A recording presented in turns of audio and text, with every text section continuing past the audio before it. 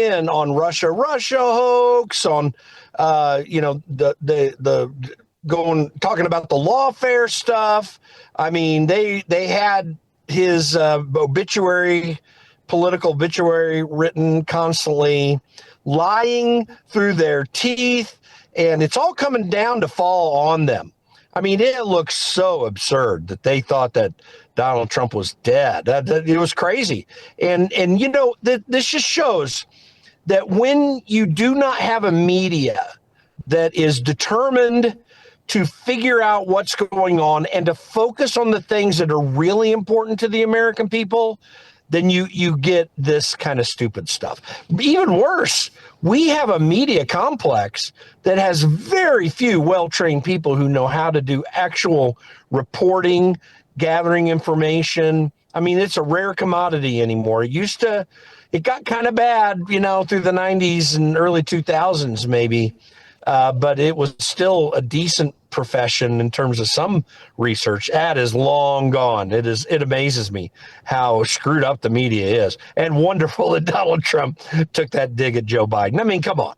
That's even worse. They were willing to allow a guy to not be able to be president, not capable of being president even, and let him stay in the Oval Office while others were really running the country. Now you got a guy that actually knows how to run the country, whether you agree with him or not, and he's dead. It's the craziest thing. Yeah, they're just grasping at straws, whatever they could find. It really are.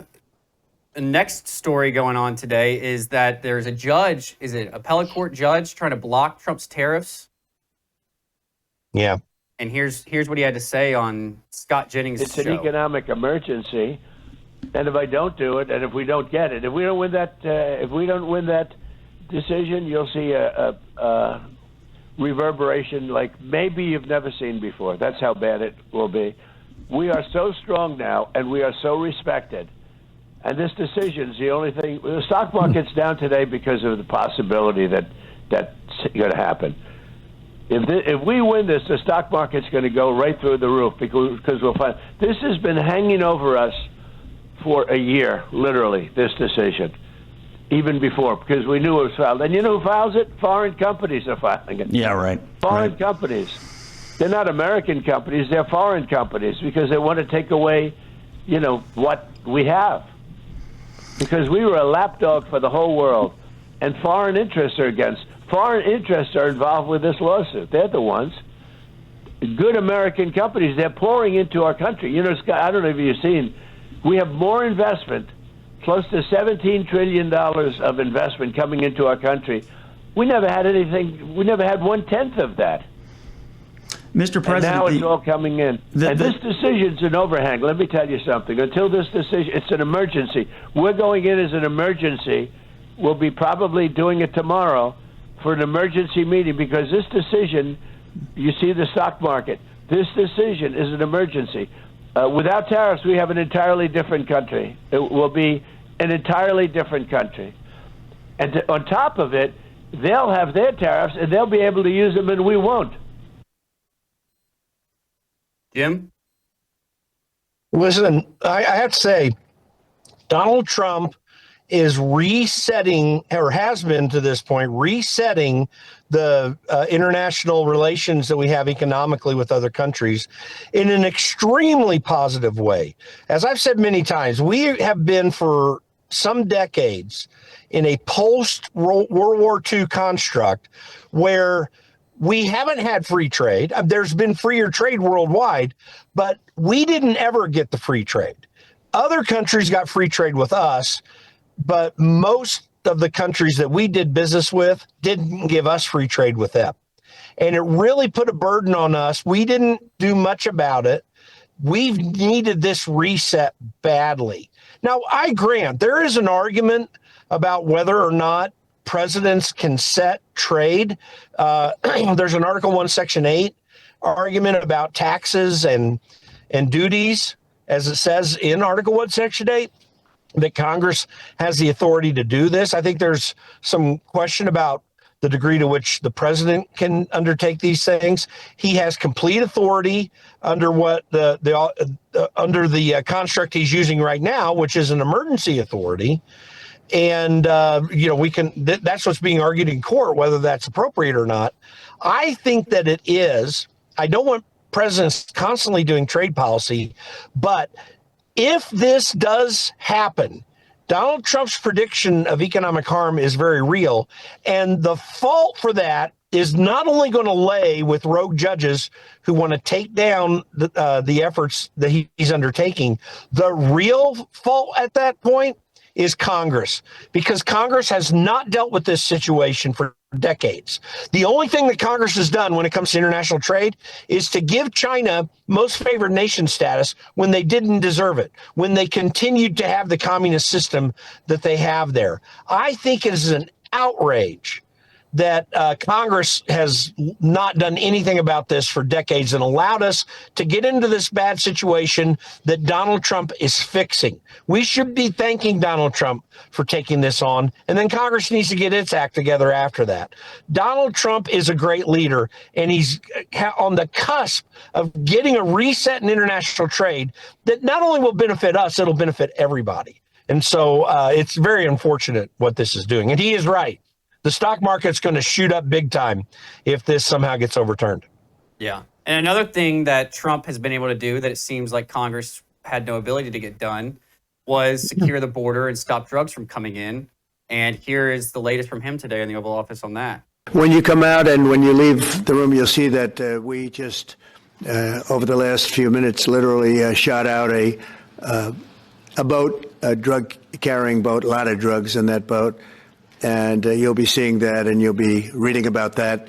It just happened moments ago, and our great general, head of the Joint Chiefs of Staff, who has been so incredible, including what took place in Iran, knocking out potential nuclear power for a long time to come. I think within a month they would have had it if we didn't do what we did. But he gave us a little bit of a briefing. And you'll see, and there's more where that came from. We have a lot of drugs pouring into our country, coming in for a long time. And we just, these came out of Venezuela and coming out very heavily from Venezuela. A lot of things are coming out of Venezuela. So we took it out, and you'll get to see that after this meeting is over. And it looks like it was 11 people on this boat coming from Venezuela. And here's the video of it getting taken out. You skip ahead a little bit here.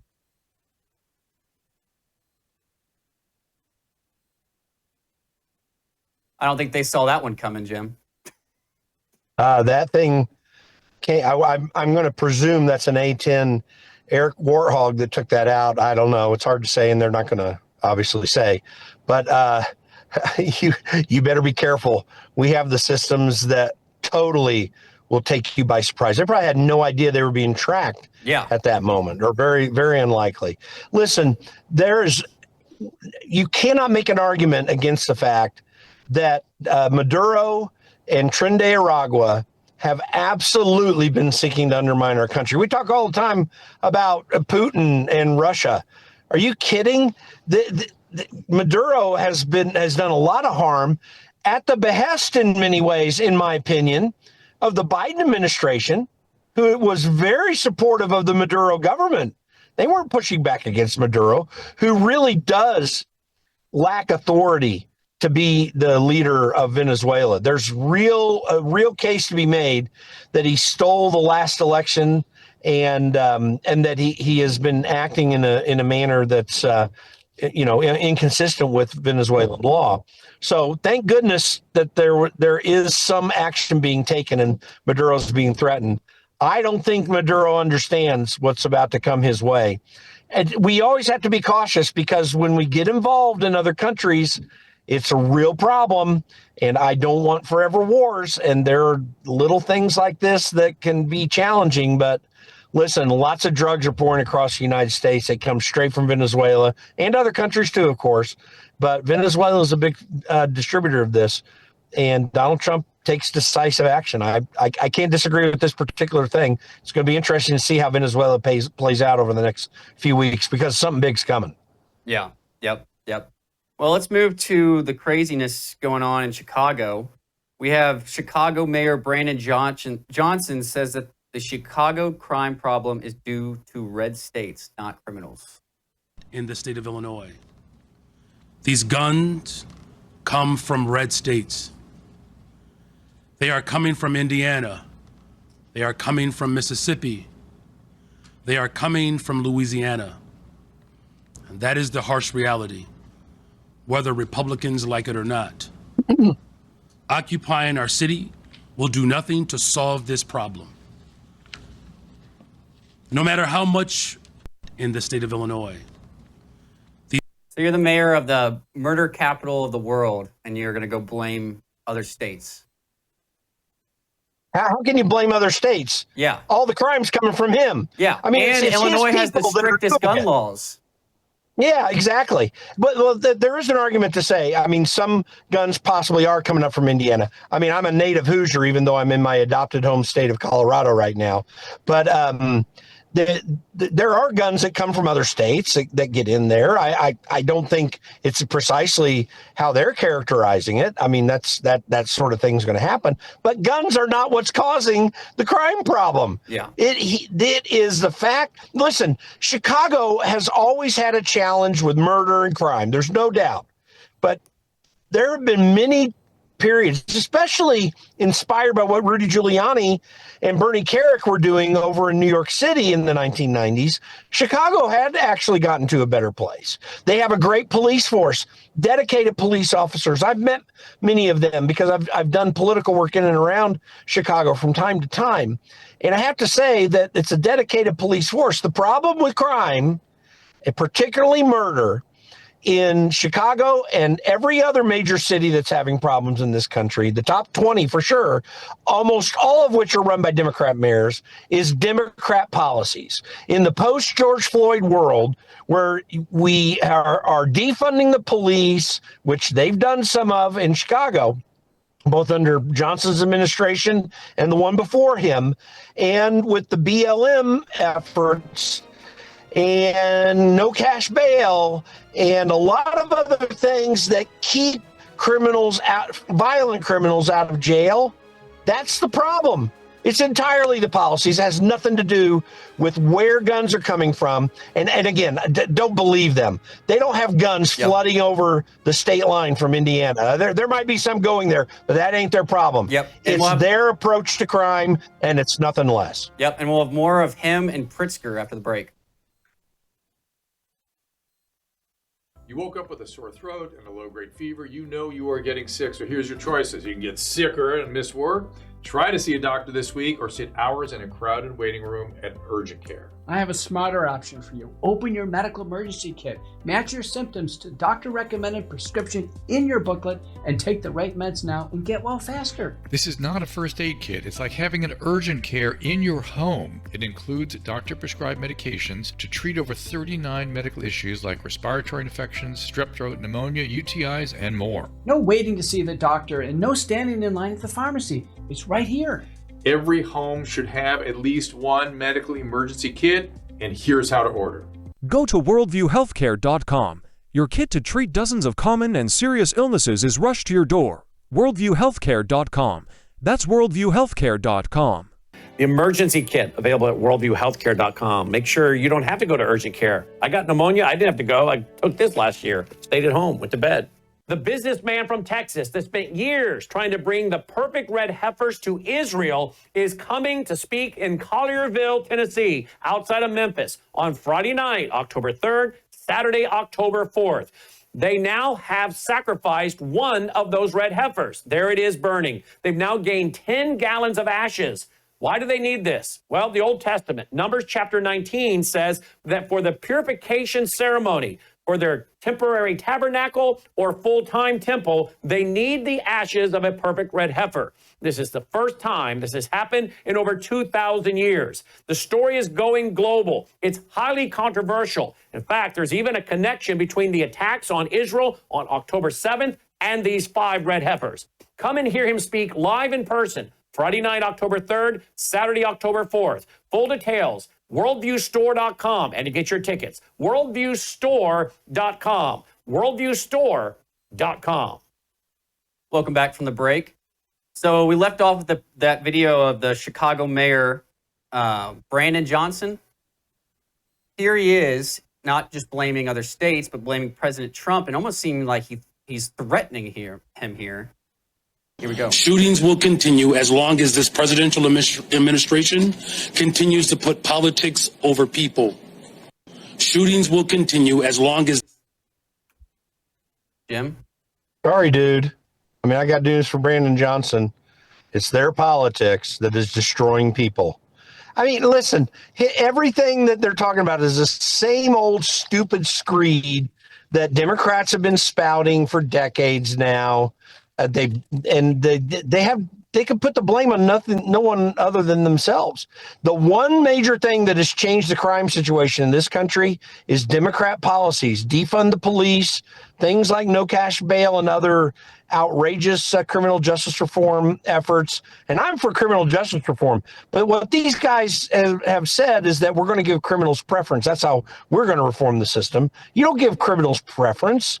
You just don't throw nonviolent people in with violent criminals. You figure out ways to deal with those sorts of felonies, and you put violent people behind bars, and you drop the recidivism rate by having certain kinds of ways for them to be able to possibly go back into society. But you keep them out while they're violent.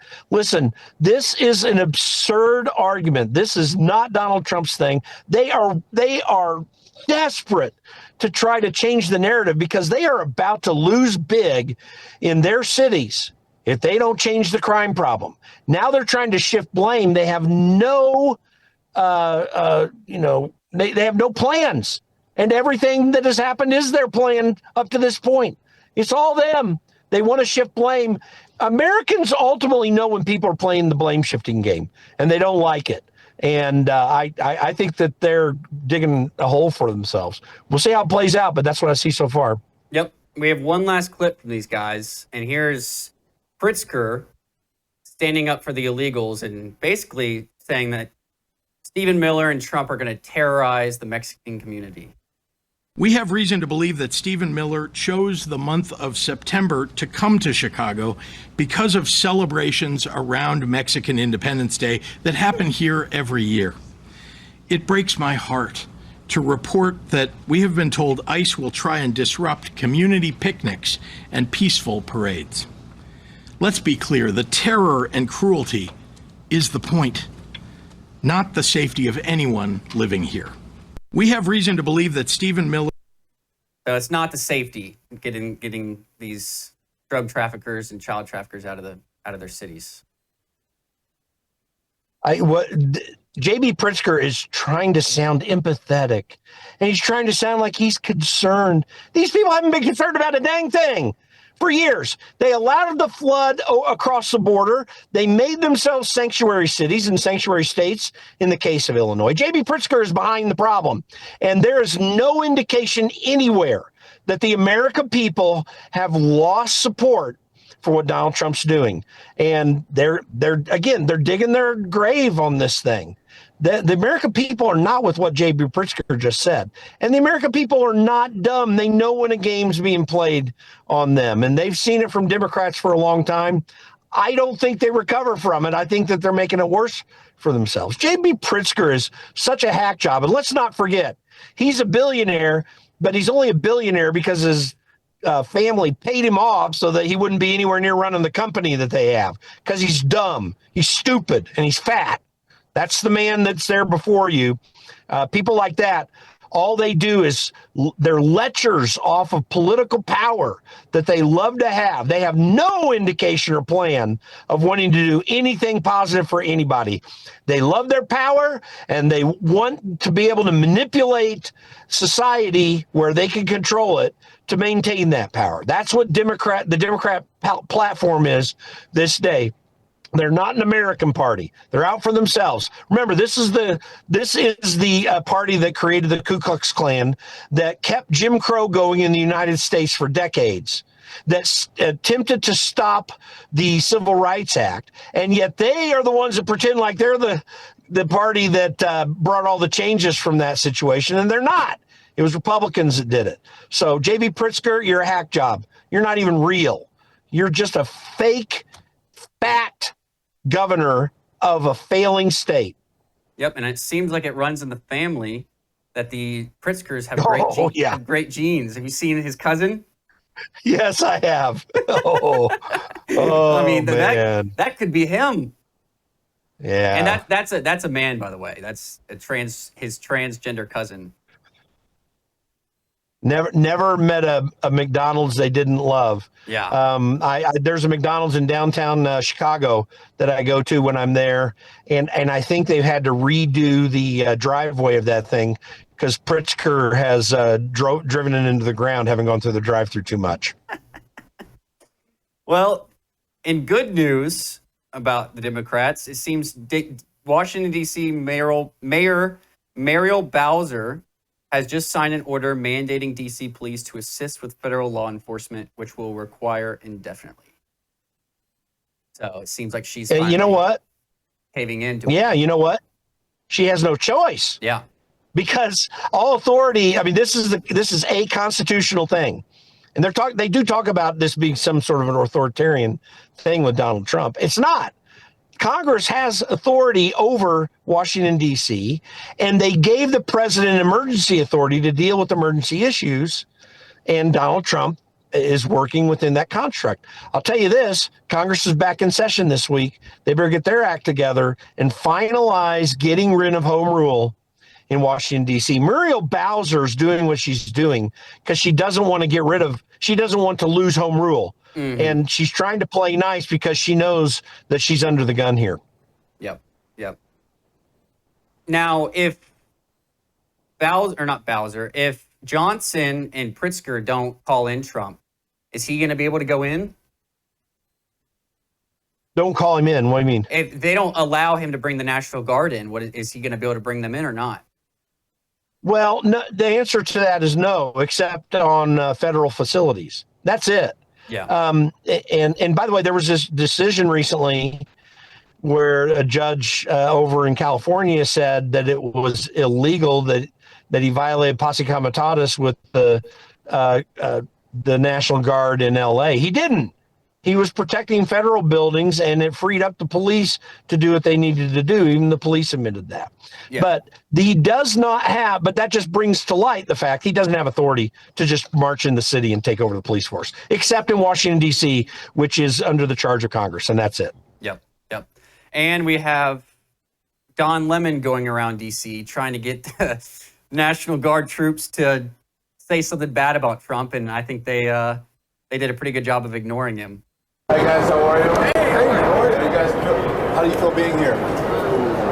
Great question. To the state PAO's office. Thank you. That's it?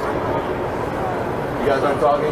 Yeah, state PO, sir. I'm sorry. All right. Thank you very much. Hi guys, how are you? Hey.